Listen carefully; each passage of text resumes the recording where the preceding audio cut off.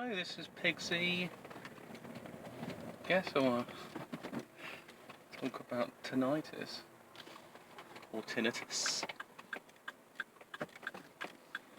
or ringing in the ears. I was watching some stuff to do with tinnitus and or tinnitus I sometimes call it, ringing in the ears, whatever. And basically, this guy said he uses a way to treat his was having a hearing aid, and that was to make up for the audio loss in his ears. And I don't know if that works so effectively. I think it's drowning out the sound by increasing all the others. But what happens is either it could be to do with a nerve, to do with the phantom, and a bit like a phantom limb, it's a phantom audio frequency because it's been severed or it's damaged over time, and that audio range doesn't exist, but the brain is tuned into it, so it gets some feedback. Maybe it's sending an electrical signal down that nerve and it's feeding back into it. It's creating it. But there's other things to say about the absence of the noise. The brain buffers and creates the shrieking noise. I mean, there's other theories. It could be that because when we're in crowds, when we're in groups of people, we filter out a lot of noise. So we selectively hear what we want to hear out of a massive audio range, and there may be things right at the edge of the range that we filter out completely, because if you were a baby hearing constant tinnitus sounds, you'd be in a lot of discomfort. It's a bit like if you ever watch Superman, some of the new Superman, it shows when he's basically he acts like he's got a form of autism because he's getting bombarded with all these sounds, and his mum says that just focus on one sound and everything else is filtered out. And so for some degree that's probably very true, is that we need to learn the ability to filter out sound waves, so we can manage issues in the same way we filter light to a degree. We squint our eyes and things like that, because it causes us pain, that's why. But the ear's a little bit different because it's constantly there, and the only thing that can buffer it out is our own brains and our kind of focus as well. So there's also the thing is, your brain isn't the complete operating system to your being. It's a part of your existence. And you've also got your kind of your well, you like to call it as awareness, is this area of focus that is kind of maybe in the quantum realm or the subtle body. And so that you basically it guides where the activity happens. So that's your consciousness. So you're choosing to do things, but you're activating things in your brain in order to achieve that. Like you're just accessing a computer and you're choosing the files and everything else. That's kind of how that works. And the more you do something, it can increase its functionality.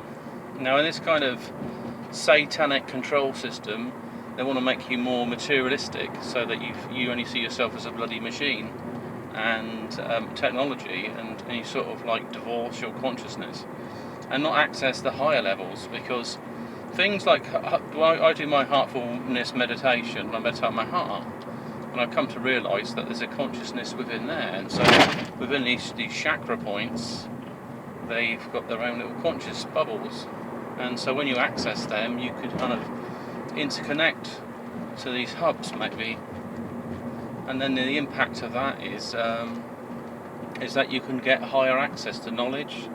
And so with meditation, it's about relaxing the physical body so the subtle body can be more active, and it gets to the point where the mind is completely blank, but I can sense where my nervous system, the area of my focus is, and sort of getting in more in depth with that side of it. It doesn't necessarily make you a better person though, as I found it can amplify certain things as well, or memories might come up to the surface. That's a part of cleaning. And you have with meditation is you have audio things. Ooh, here we go, it's on the junction.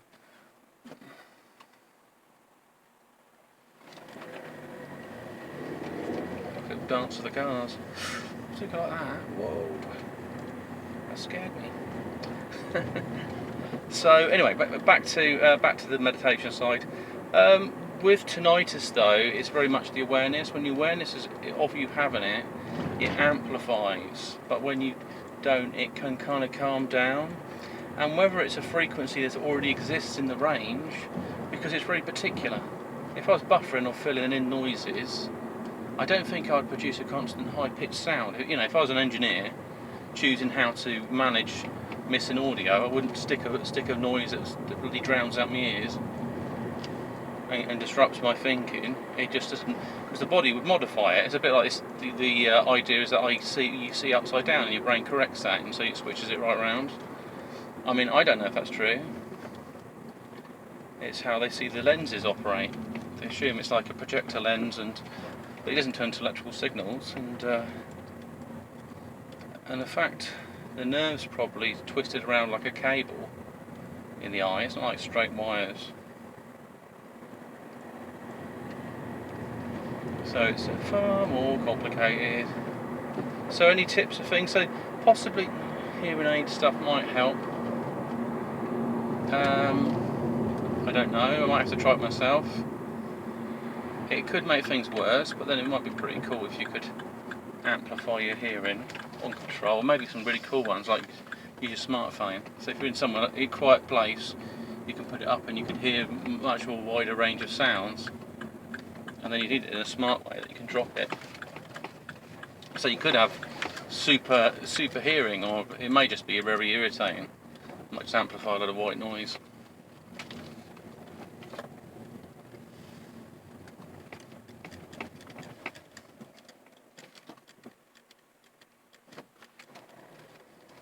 But I guess the other thing with tinnitus, it's a steady noise.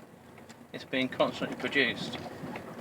So it's a part of some electrical activity. It's not like it's a pulse, or if it is, it's very high pitch frequency for that. It does vary in several different sounds. I'll probably undertake some audio examination myself. There's like YouTube ranges of things you can hear and you can't hear, and then if you can figure out which hertz is just off your scale, then you can play things in that hertz and see if you can stimulate it, or what might come of it. So that might be interesting. Experiments. I mean, there's also spiritual aspects of it. That it could be some higher consciousness that's aware, or it could be the effect of like hearing radio waves, or 4G technology. I mean, some people might. I mean, before I was got more into conspiracy. When I first got a mobile phone, I could feel it warming up the side of my face, and it could be because they were rubbish in the past, but it made it feel like numb. And then I put it on there, I feel like strange. So, and then I come across stuff about these microwaves, and it's probably cooking the surface of my brain and my face as well. So, you know, I suddenly realised, well, these things are damaging me that I wasn't aware of.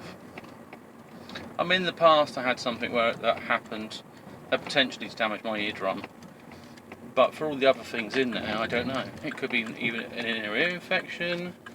It could be a lot of things. But also it runs in the family as well, so I say people I know have started to have this effect of it. They've started to get tinnitus, and it is a common. But what's the chances of maybe 3 people that I encounter that suddenly develops it, not fully understanding what it is? It's like, well, my ears are hurting all the time. What can I do? Can I have an aspirin? I said, no, that won't work. You can't get rid of it with a drug. Unless the drug knocks you out. So a lot of people think that